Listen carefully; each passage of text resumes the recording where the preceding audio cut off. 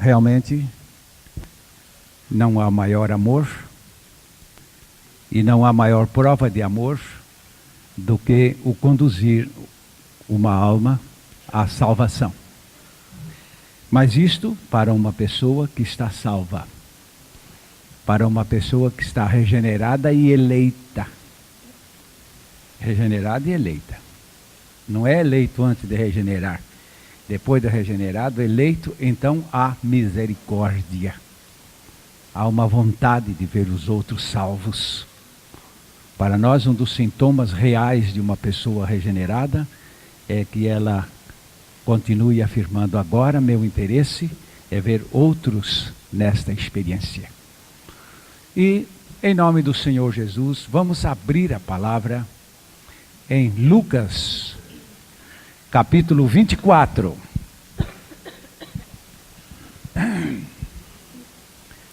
Lucas 24. Vamos ler desde o verso 45 até o 49. Então abriu-lhes o entendimento para compreenderem as Escrituras, e disse-lhes: assim está escrito, e assim convinha que o Cristo padecesse e ao terceiro dia ressuscitasse dos mortos, e em seu nome se pregasse o arrependimento e a remissão dos pecados em todas as nações, começando por Jerusalém. E destas coisas sois vós testemunhas. E eis que sobre vós envia a promessa de meu Pai. Ficai, porém, na cidade de Jerusalém, até que do alto sejais revestidos de poder. Espírito Divino, Tu vens abrir o nosso entendimento para compreendermos as Escrituras, certos de que esta é a única via pela qual chegaremos à plena vontade do Pai. Faça isto por nós, faça isto em nós, faça isto por misericórdia, para a glória de Deus Pai, em nome de Jesus. Amém. Amém. Nós temos aqui nesta palavra de Deus a grande comissão que o Senhor Jesus Cristo deu à igreja. A grande comissão é evangelizar o mundo. Ele disse isto várias vezes na Bíblia. Por exemplo, lá no texto de Marcos, ele disse: ide por todo o mundo e pregai o evangelho a toda a criatura. Esta comissão há de pesar sobre os verdadeiros convertidos. Porque um pseudo-convertido não tem responsabilidade nem por si mesmo. Porque se alguém se propõe enganar-se, não se estima e muito menos aos outros. Mas um verdadeiro convertido está cheio de uma coisa preciosa e ao mesmo tempo deseja que outros também participem desse tesouro. Ainda mais porque trata-se de um tesouro inesgotável. Se eu achasse um cacho de banana madura ali, eu não ia contar para ninguém, eu ia guardar para eu comer sozinho. Porque se de repente muita gente aparece, todo mundo come a minha banana, eu fico sem nada. Mas esse tesouro divino é inesgotável.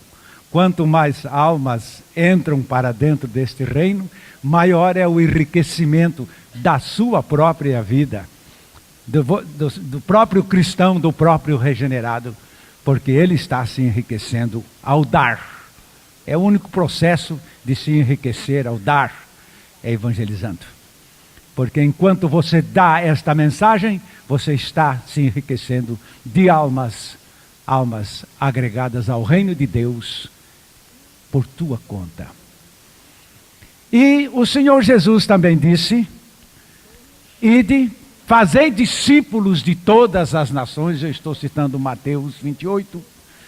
Fazei discípulos de todas as nações, batizando-os em nome do Pai, do Filho e do Espírito Santo,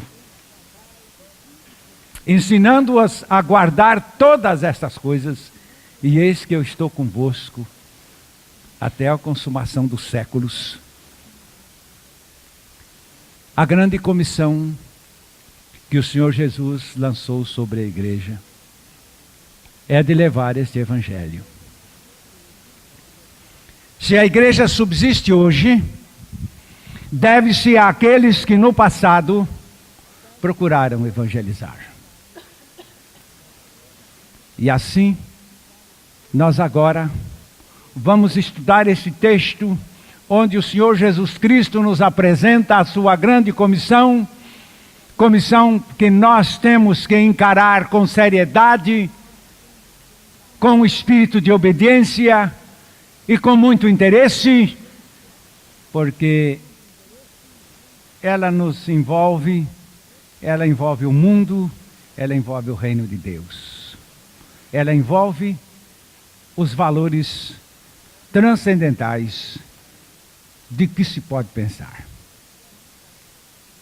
Mas o verso 45 nos havia chamado a atenção logo de princípio.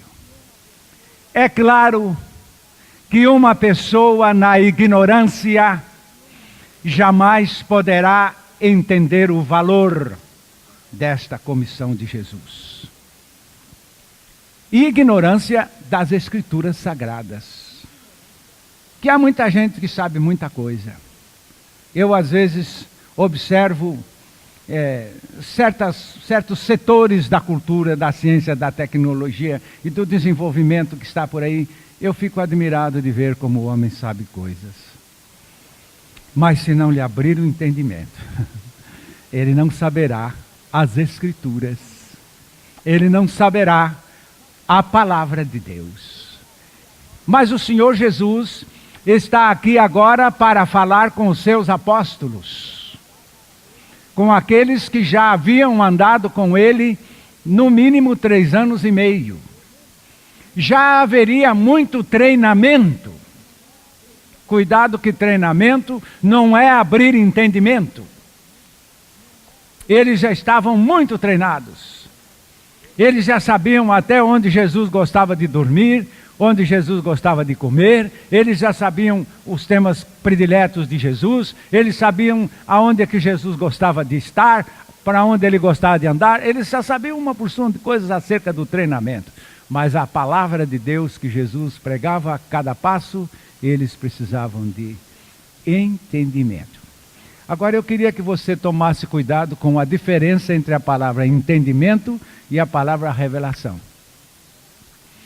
A revelação é algum ponto específico que Deus vem trazer por estar de uma maneira muito profunda, oculta à percepção humana. Mas a palavra entendimento é alguma coisa que envolve o conhecimento. Por exemplo, aquele texto, e conhecereis a verdade, e a verdade vos libertará. Esta libertação pela verdade depende do conhecimento. E nesse texto, quando disse, abriu-lhes o entendimento para compreenderem as Escrituras, ele não deu a eles a coisa mastigada. Deu-lhes o entendimento. Ainda vocês estarão sujeitos ao fracasso, porque se não se dedicarem à busca do conhecimento na Escritura, o entendimento fica nulo. É um entendimento que não está sendo usado, que não está sendo aproveitado. Seria o mesmo que colocar inteligência na cabeça de um estudante negligente. Não é? Põe nele a cultura, a capacidade de conhecer matemática, mas ele prefere futebol. Então ele não vai evoluir matemática, coisa nenhuma. E então assim é que ele abriu-nos o entendimento E agora vamos usar esse entendimento. E ele começa, porque abrindo o entendimento do verso 45, eu quero chamar a sua atenção para esse ponto. Para compreenderem as Escrituras, então Jesus começa falando das Escrituras. Que ele também não ia abrir o entendimento para compreender as Escrituras e passar a falar de filosofia, de ciência ou de qualquer outra coisa. Ele teria que falar daquele ponto referente. Abrir o entendimento para compreender a Escritura, então vamos agora falar da Escritura. E a primeira coisa que Jesus lança aqui é a mensagem. Porque se nós temos que designar um portador, irmãos, é porque nós temos alguma coisa para esse portador levar. Eu não vou designar uma pessoa. Você quer fazer o favor de ir ali para mim? Para fazer o quê? Para dizer o quê? Nada. Então é bobagem. Por que o senhor está me pedindo para fazer algo quando o senhor não tem o que fazer, não tem o que dizer, não tem uma... Mas Jesus disse, não, eu tenho um assunto importante, não é? E preciso que você vá levá-lo ao mundo. A mensagem. A mensagem. E vamos ver esse verso 46, que é o conteúdo de toda a mensagem que precisamos pregar ao mundo. Ele disse, assim está escrito que o Cristo havia de padecer e ressuscitar dentre os mortos no terceiro dia. Eu queria saber dos irmãos, seria difícil pregar esta mensagem? O que diz a mensagem? Está falando aqui da morte e da ressurreição de Jesus. Foi por isto que Jesus chamou pescadores, homens semi-analfabetos, sabe? Porque ele tinha uma mensagem tão fácil que qualquer pessoa poderia pregar. O importante da mensagem que pregamos está exatamente na fidelidade com que a pregamos e na fé com que a pregamos. Mas vamos dar uma voltinha ao passado e vamos pensar nesta mensagem. Eu jamais pude encontrar a minha morte para o pecado fora desta morte em Cristo, como está aí nesse texto do verso 46. E se você é uma pessoa realmente regenerada, lembre-se que você não foi regenerado chupando pirulito ou bala doce dentro do templo. Você, e nem mascando chiclete, não é? Você foi regenerado crendo a sua morte em Cristo na cruz do Calvário. E se você disser para alguém, ou para nós, que você foi regenerado por um outro processo, é falso. Porque o único processo para regenerar pecadores é levando-os à morte em primeiro plano. A morte. E esta morte em Cristo. Por isso diz o texto, assim convinha, como está nas Escrituras, não é? Assim convinha que o Cristo padecesse, e o que ele padeceu foi a morte por nós. O que ele padeceu foi a nossa morte. O que ele padeceu nos levou à morte com ele. Porque se Cristo morreu a minha morte, eu morri. Não tenho dúvida. É um princípio absoluto, porque ele não morreu por si, ele morreu por nós. Morremos ali. Quando o texto diz que um morreu por todos, logo todos morreram, aí há lógica. Não é apenas uma assertiva bíblica que nós temos que aceitar supersticiosamente, porque está na Bíblia, não, senhores.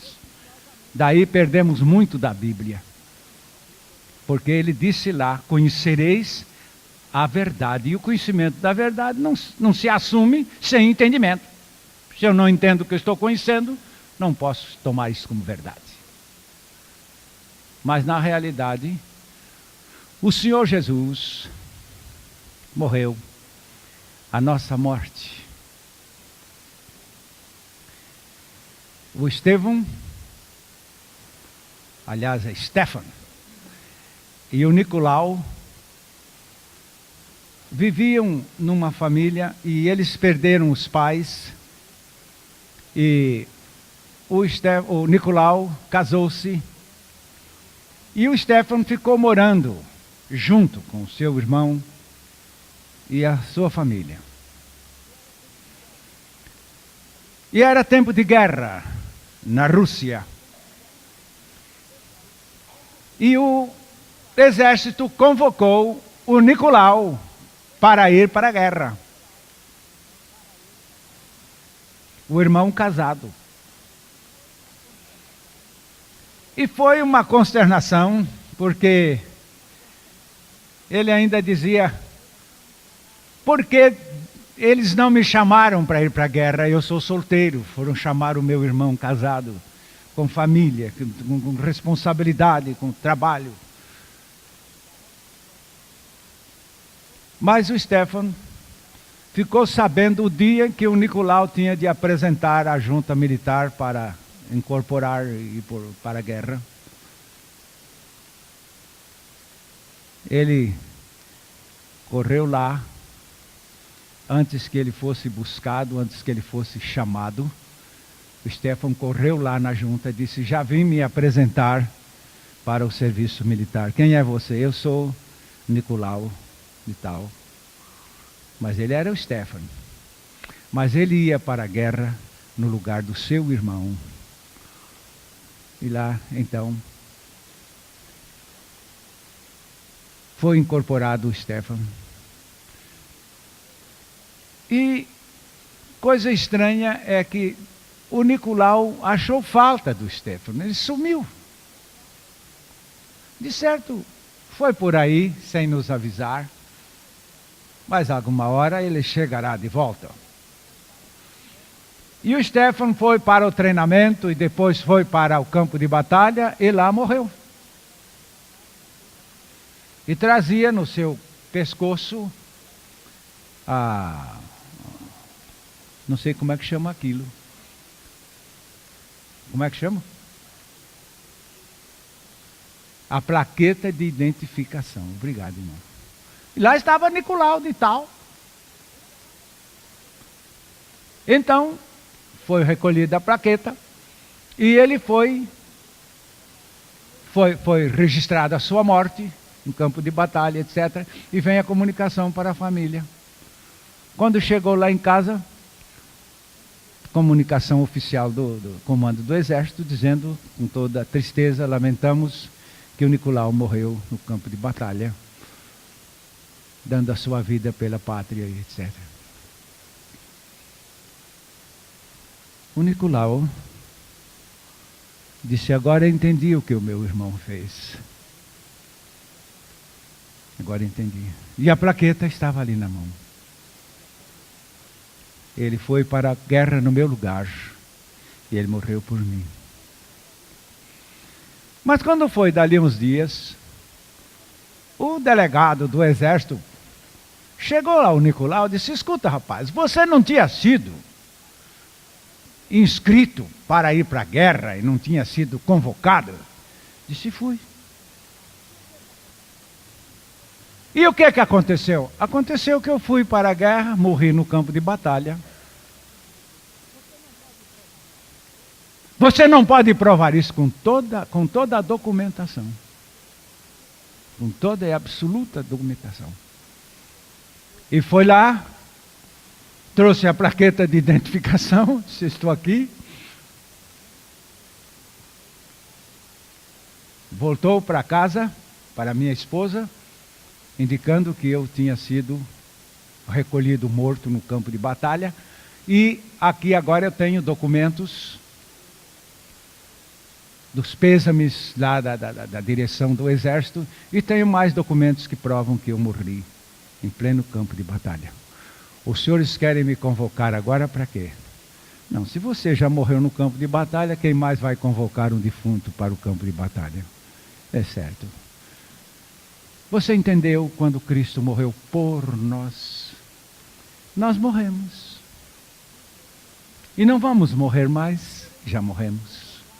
Não seremos mais convocados para a vida de pecado, porque já morremos para o pecado. Não seremos mais convocados para servir ao diabo, porque já morremos para o diabo. Nem para servir ao mundo, porque já morremos para o mundo. Morremos. Agora, a única coisa que o Nicolau podia provar que ele era morto, eram os documentos do exército, não era assim, irmão? Documentação do exército. E a Bíblia diz que a nossa documentação está escrita aí. Estais mortos pelo corpo de Cristo. Bendita a hora que eu entendi que aquela morte lá no corpo de Jesus não era dele, era minha. Agora, isto que aconteceu comigo foi um benefício tão grande que vale a pena contar aos outros. E vale a pena não alterar isto. Porque não é possível ser mais sensacional, mais glorioso, mais sublime do que esse amor divino que levou o seu Filho a morrer a nossa morte, fazendo-nos morrer nele. Você não pode pintar uma coisa mais maravilhosa do que esta. Então vamos pregar esta mensagem, porque ela é a mais alta. E depois não é só isto. Morremos, como diz o texto, importa que o Cristo padecesse esta morte e ressuscitasse ao terceiro dia. Lá em Efésios capítulo 2, versículos 5 e 6, conta-nos a história da ressurreição de Cristo e nossa. Estando nós mortos em nossos delitos, nos deu vida juntamente com Cristo. Pela graça sois salvos. E juntamente com Ele nos ressuscitou e nos fez assentar nos lugares celestiais em Cristo Jesus. Eu gostaria que você repetisse comigo esta parte. E juntamente com Ele nos ressuscitou. Não é a ressurreição de Jesus, é a nossa ressurreição com Ele. Vamos falar juntos? E juntamente com Ele nos ressuscitou. Assim como juntamente com Ele morremos, juntamente com Ele fomos ressuscitados. Agora, a nossa morte e a nossa ressurreição com Cristo, meus amados, é a mais alta experiência que se pode conseguir neste universo. Se alguém não tem isto, está olhando para mim como um irracional contempla uma joia sublime. Mas o Espírito de Deus abre o entendimento para a gente compreender as Escrituras. Se bem que tem um outro lado. Lá no capítulo 3 de João, versículo 19, nós temos ali Jesus denunciando a tendência humana. Eu sei que isso é bom, eu sei que isso é a luz, eu sei que isso é necessário, eu sei que isso é imprescindível, mas eu não quero. É a falta de arrependimento. É a rebelião que está no coração de pessoas endurecidas que não querem nada com a verdade. Se quiser, eu sigo a religião em nome de Jesus Cristo. Mas isso leva para o mesmo inferno. A única coisa importante é esta morte e ressurreição nele. Mas vamos ver o que Jesus denuncia aqui. E a condenação é esta, que a luz veio ao mundo, e os homens amaram mais as trevas do que a luz, porque as suas obras eram más. Nenhum pecador vai dizer para Deus: oh Deus, eu estou indo para o inferno porque eu não pude me livrar do pecado. Poder você podia. É que você amou o seu pecado. E você rejeitou o recurso libertador. Nós temos aqui um doente que está morrendo de pneumonia. Ele está morrendo. Mas chega um médico e o examina e diz: isto aqui ainda é curável. Está aqui o remédio indicado, e a gente corre lá e traz o medicamento e traz ali, e o doente rejeita o remédio.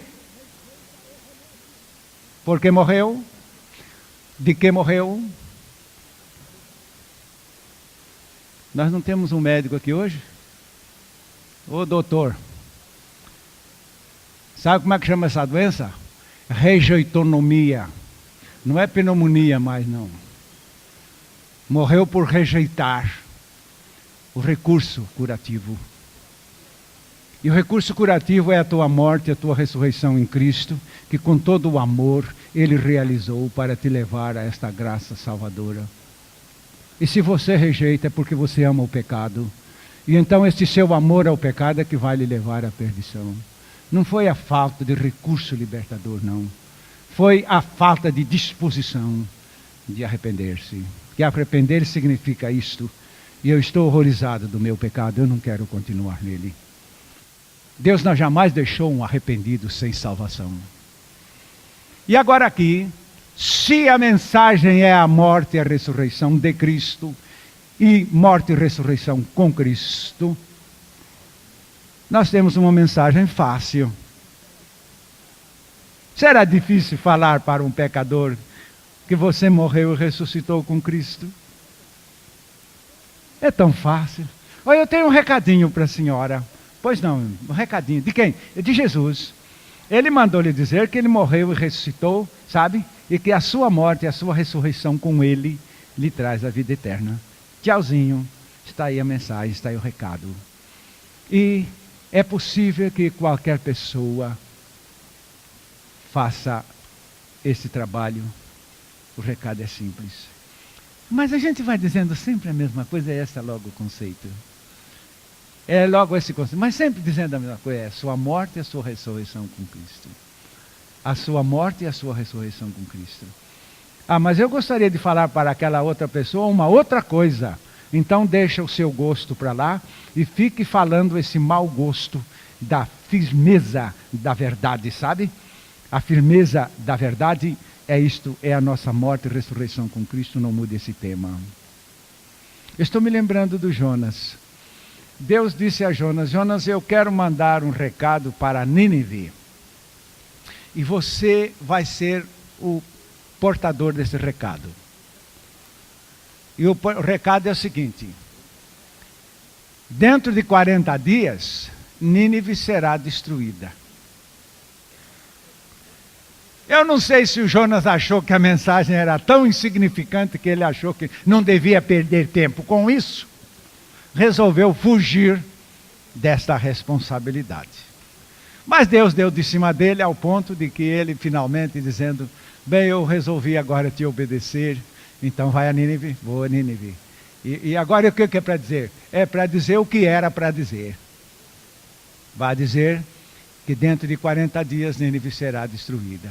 Está bem, então chega o Nínive, o Jonas, e ele passou 3 dias dentro da cidade de Nínive, grande a cidade. Chegou lá, dentro de 40 dias e Nínive será destruída. Chegava na outra esquina, dentro de 40 dias Nínive será destruída. Assim diz o Senhor, dentro de 40 dias Nínive será destruída. A molecada já andando atrás, o que esse louco quer dizer? Todos nós já sabemos o que ele vai dizer. Quando ele chegava no pé de uma esquina assim, algum maroto ali por volta, eu já sei, o senhor vai falar que dentro de 40 dias Nínive será destruída. É exatamente isto, meu filho. Deus mandou dizer que dentro de 40 dias esta cidade será destruída. E o Jonas passou 3 dias pregando isto, e este slogan, não é? É a palavra slogan, tomou conta da mente do povo da cidade. E esse negócio fermentou até o rei. E o rei disse, gente, isso não é brincadeira. Se nós estamos às portas de uma destruição iminente e imediata, vamos tratar de nos reconciliar com Deus. E veio o arrependimento. Se Jonas mudasse o assunto, resolvesse falar aqui desta mensagem de Deus, mas ali já falar de filosofia, e ali mais adiante falar de política, e depois um pouco mais sobre ciência, e dali a pouco sobre agricultura. Ele jamais levaria o povo ao conhecimento da verdade. Por isto, Deus foi sucinto, dizendo... Eu acho que ainda não virei a metade do assunto aqui, e agora? Deus foi sucinto dizendo apenas este recado, que o Cristo morreu e ressuscitou para levá-los à regeneração, para levá-los ao arrependimento. Agora, meus amados, depois de se tratar da mensagem, nós queremos agora considerar o mundo. O mundo. Porque o mundo é o campo. O mundo aqui é o campo. Quando ele disse lá, ide por todo o mundo, pregai o evangelho a toda criatura. Quando ele disse, ide e fazei discípulos de todas as nações, ele está abordando uma mensagem, ou por outra, abordando um campo vasto, que é o mundo inteiro. Nós não temos jeito de recusar esta mensagem a qualquer pessoa que esteja viva neste mundo. Nós temos que levar-lhe esta mensagem. E esta simples mensagem, este simples recado. Cristo morreu e ressuscitou para você ter esta experiência regeneradora pela sua morte e ressurreição em Cristo. Ao mundo inteiro. A igreja primitiva começou logo com uma chamada pré-eleição do judeu, não é? Procurando pregar o evangelho somente aos judeus. Como é que eles iriam alcançar o mundo? Capítulo 11 de Atos, versículo 19. Eles jamais poderiam alcançar o mundo, porque já se levantaram preconceituadamente a pregar o evangelho somente à raça judaica. E a igreja perdia a essa altura de vista o campo que Deus havia designado. E aos que foram dispersos pela perseguição que sucedeu por causa de Estevão, caminharam até a Fenícia, Chipre e Antioquia, não anunciando a ninguém a palavra, senão somente aos judeus. Mas graças a Deus que ele estourou com esta pré-eleição e acabou com isto, levando a igreja a pregar o evangelho a todas as nações, pregar o evangelho a todo o mundo, porque esta é a natureza da mensagem, que é a regeneração, para todas as pessoas na face da terra. Qualquer pessoa, meus amados, se acha em condição de alcançar esta experiência. Qualquer pessoa. Abra a vossa boca e deixe que o pecador escute da morte e ressurreição dele em Cristo. E você vai ter fruto para a glória de Deus nesse sentido. Mas vamos agora contemplar em seguida que esta mensagem é para o mundo. Este é o campo tremendo. Mas no verso 48, o Senhor Jesus diz quem deve levar esta mensagem. Quem deve responder por esta grande e maior suprema comissão? Vós sois testemunhas destas coisas. Será que dá para entender? Jesus ainda disse, vós sois testemunhas destas coisas. Será que é qualquer pessoa que pode se levantar e abrir a boca e pregar o evangelho? Parece que não. Porque Jesus disse, vós sois... Quem então deve ir? A testemunha. Eu estou me lembrando do dia que Absalão morreu, pendurado no galho pelos cabelos, e ele foi morto ali. E então o general Joabe chamou um soldado cuxita e disse, você vai correndo contar ao rei Davi o que você viu. Pois não, general. E saiu correndo. Mas tinha lá um recadeiro por nome Ahimaaz. E o Ahimaaz chegou lá, viu aquilo, viu tanta gente ali, e chegou ao general Joabe: general, eu vou contar ao rei. Disse: eu já mandei o recado para o rei. Não, general, mas eu quero ir, o senhor sabe que eu sou o recadeiro do rei, eu sempre devo chegar lá para contar as coisas, as novidades que acontecem. Mas, Ahimaaz, você está acabando de chegar aqui agora, você não viu nada. Não, mas eu posso contar, eu vou lá, conto. E com a insistência do Ahimaaz, o Joabe disse: bem, você não tem mesmo o que dizer, vá. Porque o melhor é assim, sabe? Eu já tenho encontrado pessoas que se dizem chamadas para um ministério, chamadas para pregar, chamadas...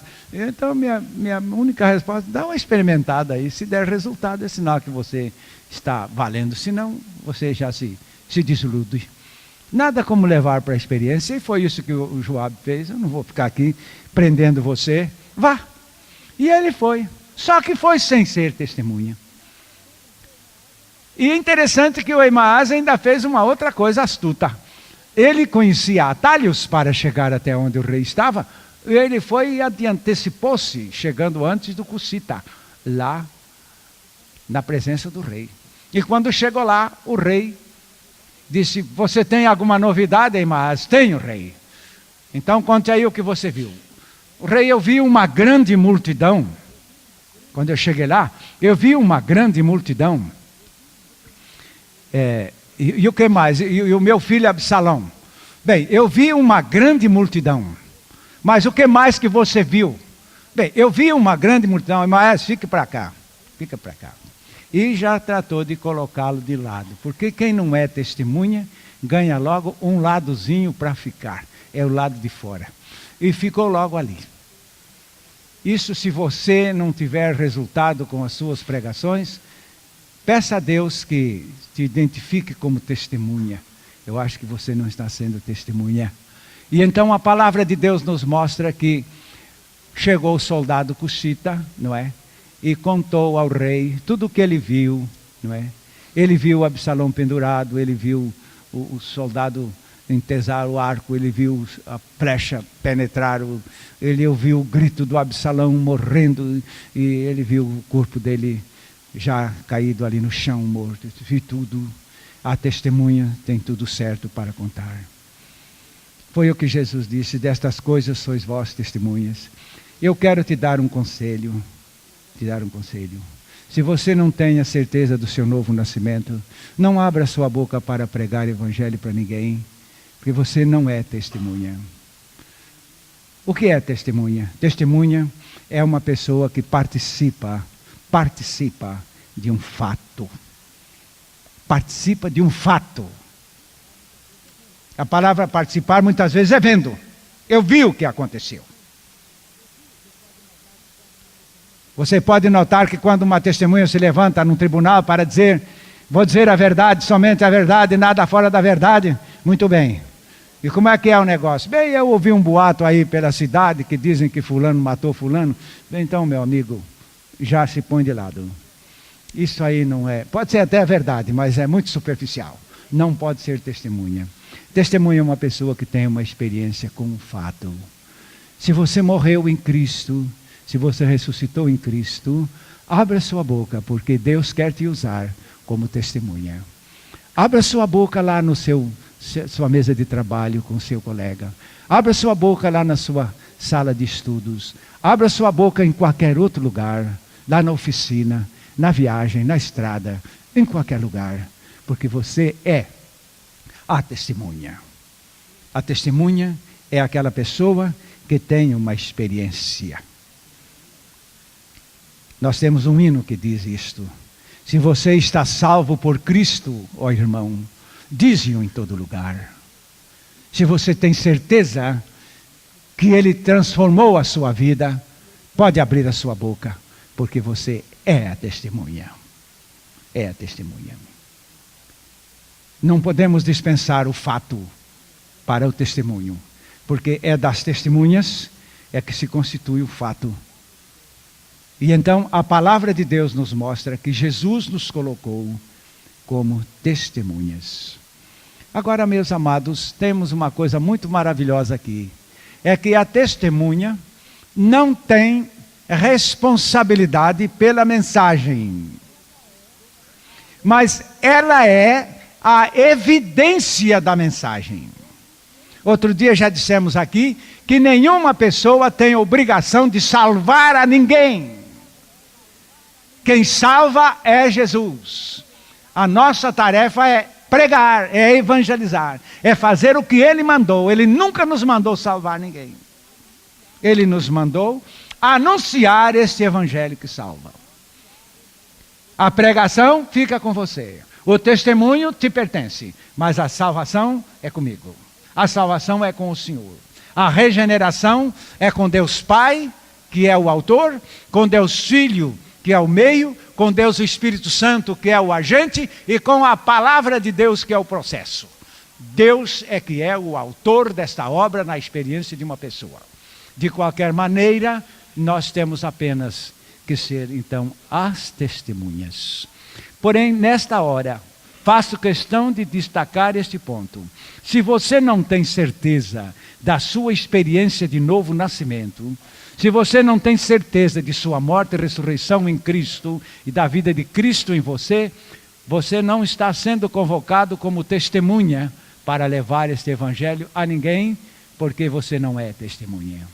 Por isto Jesus disse: mas vós sois testemunhas. Vós sois testemunhas.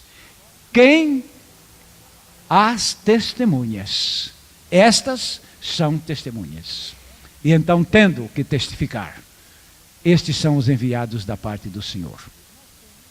E agora, nós temos uma coisa importante que aparece no verso 49. Vamos ao texto. Lucas 24, 49. E eis que sobre vós envio a promessa de meu Pai. Ficai, porém, na cidade de Jerusalém, até que do alto sejais revestidos de poder. Esta é uma coisa muito preciosa. Porque alguém ainda nos dirá: pastor, esta mensagem pode ser muito simples, mas se ela há de partir de uma experiência fundamentada com esta mensagem, não podemos apenas nos referir a esta mensagem, mas temos que testificar desta mensagem. Nós não somos apenas o recador desta mensagem, nós somos testemunhas deste fato. Eu me lembro que uma vez eu estava viajando num ônibus, e o ônibus estava tão lotado que eu tive que ficar preso entre a porta e o povo. Fui um dos últimos a entrar e fiquei lá. E não era longe daqui não, era aqui nessa estrada daqui de Londrina até Maringá, por aí. E havia um senhor agarrado no corrimão do ônibus ali, e um outro mais baixo do que ele ali, e ele então conversando, eu prestei atenção na conversa deste homem. Ele estava contando a experiência dele em Cristo Jesus, contando como Deus o arrancara da lama, contando como Deus o arrancara do lodaçal. E aquela pessoa estava tão apertada ali, não é? Um lugar tão incômodo.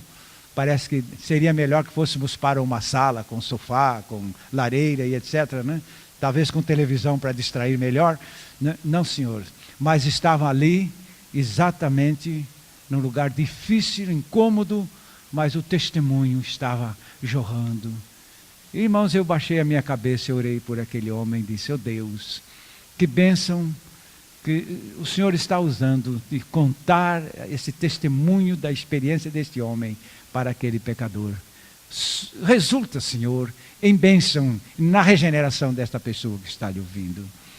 E logo mais adiante, eles tiveram que, parece-me que iam descer logo, mas eu queria que você agora aguardasse este ponto.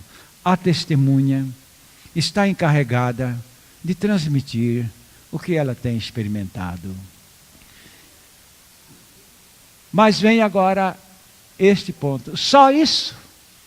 E basta isto? Não, meu irmão. Não, minha irmã. O Espírito Santo precisa entrar no testemunho.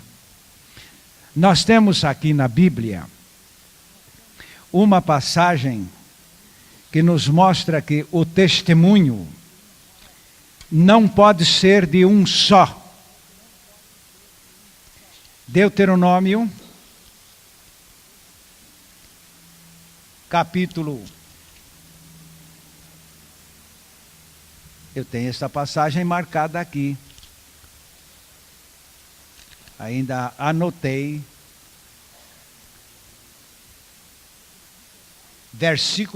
Capítulo 19 de Deuteronômio, versículo 15.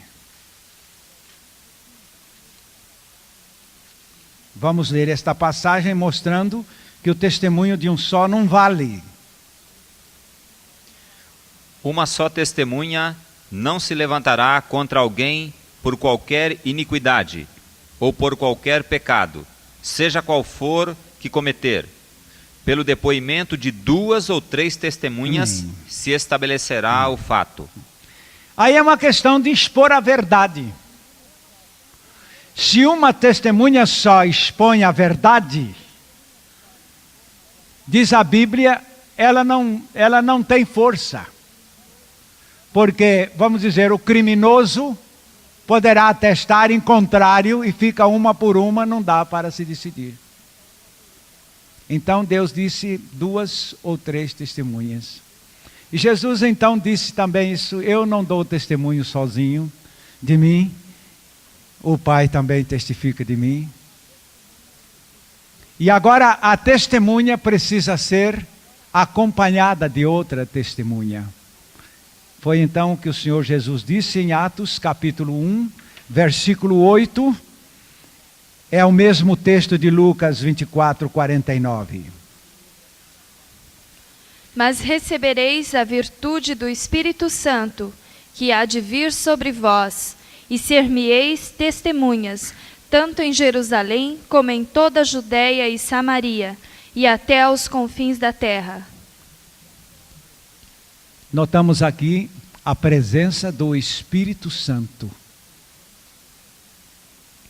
Não somos testemunhas sozinhos, mas somos testemunhas juntamente com o Espírito Santo. Eu não sei se os irmãos já viram o título que Jesus preferiu dar ao Espírito Santo. Parece-me que não tenho ouvido muito pregador falar sobre esse título que Jesus deu muitas vezes ao Espírito Santo. E vale a pena destacar aqui, por exemplo, em João 14, onde Jesus chama o Espírito Santo, versículo 17. O Espírito da verdade. Pare, irmão, por favor. É só isso que era para ser lido nesse texto. Espírito Da verdade. da verdade.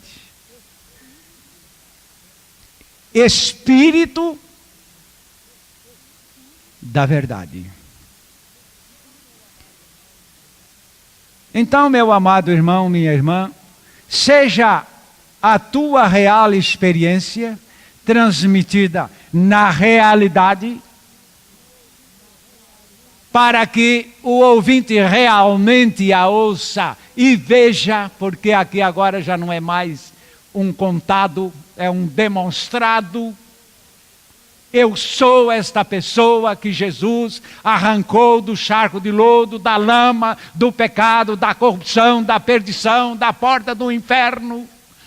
E agora estou feliz na luz da vida de Cristo dentro de mim. É uma demonstração. E para que isto se assegure, não é só a minha afirmação, mas o Espírito da verdade que está comigo. Na hora de evangelizar, você precisa tremer diante da verdade. Quando você vai dar testemunho de uma coisa que você não experimentou, você está sendo falso. E por que o Espírito não sancionou O Espírito jamais sancionaria a mentira, porque ele é o Espírito da verdade. Mas onde esta mensagem for transmitida, ela tem que ser transmitida como um fato de sua experiência. Aí você é testemunha. E então o Espírito Santo, que é o Espírito da verdade, sanciona a tua verdade, dizendo: eu também sou testemunha. Eu vi tudo. Eu vi o Cristo morrer, eu o levantei dentre os mortos, e vi também este João aqui morrer e ressuscitar dentre os mortos, porque eu sou o que procedi esse novo nascimento. Ele nasceu do Espírito. E agora a afirmação deste fato está confirmada. Testemunha, a esta altura, corroborada com o testemunho do Espírito da verdade. O Espírito da verdade, Jesus o chamou várias vezes de Espírito da verdade. Várias vezes. Porque ele não pode corroborar o falso. Ele só pode corroborar, sancionar a verdade. Então é verdade que eu morri em Cristo Jesus. É verdade que o Espírito me ressuscitou em Cristo Jesus. É verdade que Cristo vive em mim, você pode ver. E se você não pode ver, alguma coisa deve estar errada aí. E então este testemunho da testemunha, corroborado pelo testemunho do Espírito Santo, meus amados, eu acho que não há pecador que resista. Não há. O pecador é vencido pela verdade. Pela verdade do que você experimentou. Pela verdade do que o Espírito realizou. E ele também será levado a Cristo. E agora, meus amados, qual será a maior conquista? Eu sei que você está pensando em conquistar uma porção de coisas na sua vida, não é verdade? Você está pensando em conquistar um diploma na faculdade. Você está pensando em conquistar um salário melhor. Você está aí pensando em conquistar um carro novo. Você ali mais adiante está pensando em conquistar sei lá o quê. Mas, meu irmão, escute uma coisa. Eu vou te dizer isso de experiência. A maior conquista do mundo, a conquista que nos traz a maior felicidade, a conquista que nos traz a maior solidez, a conquista que nos traz a maior certeza do que somos e temos, é a conquista de almas para o reino de Deus.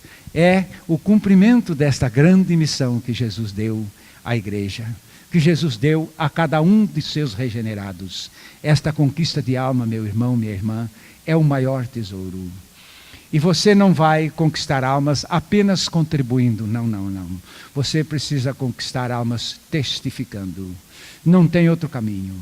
Não tem outro caminho. Não, mas eu fico levando e trazendo os pregadores. Levo de avião, levo de carro, levo de passagem de primeira. Não é isto, você não é testemunha. A testemunha confronta-se com o pecador perdido e conta-lhe o que Deus fez na sua vida. E este será o ponto que Jesus nos tem dito. Estará desincumbida a sua missão se você apenas se levantar com esta mensagem que é a morte e ressurreição com Cristo. Levada a todas as pessoas à sua frente nas suas oportunidades, porque isto significa o mundo para você. E levando esta mensagem, sabendo que você tem a responsabilidade apenas de ser uma testemunha desta mensagem, desta experiência ao pecador perdido. E lembrando-se que você não está sozinho. E que esse Espírito maravilhoso, que te ressuscitou juntamente com Cristo, Ele te ressuscitou e não te abandonou. Como quem diz, aí está a vida, levante, vai andar. Não, não. Ele veio e entrou em nós para ser o Espírito de vida. Quando se diz a lei do Espírito de vida me livrou, sabe? É que o Espírito Santo veio e entrou em mim para trazer a vida de Jesus na ressurreição com Ele. E agora este Espírito está em mim desde aquela ressurreição. Este Espírito está em você, desde a sua ressurreição com Ele. E este Espírito é a testemunha destes fatos. Contemos com este grande e precioso realizador da obra através da nossa instrumentalidade, cumprindo a ordem do nosso amado e glorioso Mestre Senhor, e levando a este mundo desgraçado a bênção da felicidade, porque só a regeneração pode trazer felicidade ao povo da terra. Seja lá qual for a raça, a classe, a cultura, seja lá qual for o lugar, se no hospital, se na cadeia, se nos antros de prostituições, ou se nos lugares mais finos do mundo, é ali onde a felicidade pode realizar tudo, é por esta regeneração em Cristo Jesus. Vamos pregar esta mensagem ao mundo perdido. Vamos pregar esta mensagem ao nosso próximo. Vamos pregar esta mensagem, se é que você tem esta experiência.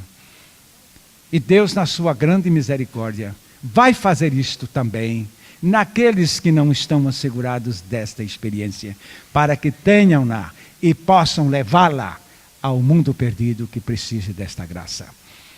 Vamos agora curvar a nossa cabeça com esta simples oração. Esta simples oração.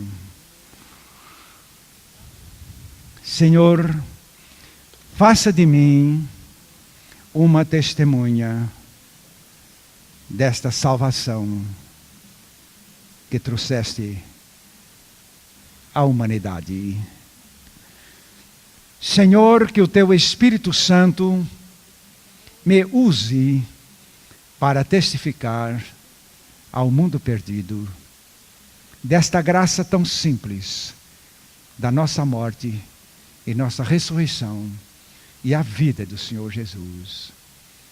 Senhor, Tu me tens nas Tuas mãos, para a Tua glória, em nome de Jesus. E vale a pena não esquecer desta declaração da palavra de Deus, no capítulo 3 de Colossenses, versículo 12. Revesti-vos, pois, como eleitos de Deus, santos e amados, de eternos afetos de misericórdia, de bondade, de humildade, de mansidão, de longanimidade. Diz o texto: revesti-vos, pois, de eternos afetos de misericórdia. Misericórdia de quem? Misericórdia daqueles que estão perdidos. E porque precisamos levar a eles o testemunho deste fato, de nossa morte e ressurreição com Cristo, na certeza de que a vida de Cristo neles será também a felicidade deles.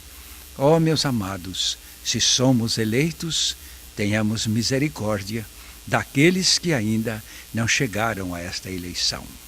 O amor é o grande motivo de nossa cooperação com as necessidades dos pecadores perdidos. O pastor Glênio declara: e a maior demonstração de amor é a aplicação de todos os meios para a pregação do Evangelho que salva completamente. Não há maior prova de amor para com a humanidade do que o investimento da vida com todos os seus talentos e recursos no desempenho da pregação do Evangelho, que pode salvar perfeitamente o homem da perdição eterna. Nisto conhecemos o amor em que Cristo deu a sua vida por nós e devemos dar a nossa vida pelos irmãos. 1 João 3,16. Você agora vai orar ao Senhor, colocando-se nas suas mãos, para que Ele faça de você uma testemunha de fato. Uma testemunha que pode realmente chegar, testificar, convencer, demonstrar e alcançar para o reino de Deus a alma perdida. Você não vai salvar, mas você será o instrumento desta mensagem demonstrativa do Evangelho de Jesus. Amém.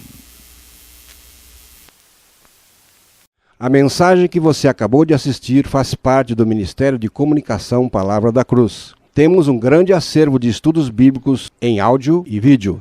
Distribuímos também gratuitamente o jornal mensal Palavra da Cruz. Entre em contato conosco pelo fone 0 operadora 43 3372 8900 ou pelo e-mail livraria@piblondrina.com.br. Visite-nos pelo site www.livrariapiblondrina.com.br ou acesse www.piblondrina.com.br. Graça e paz.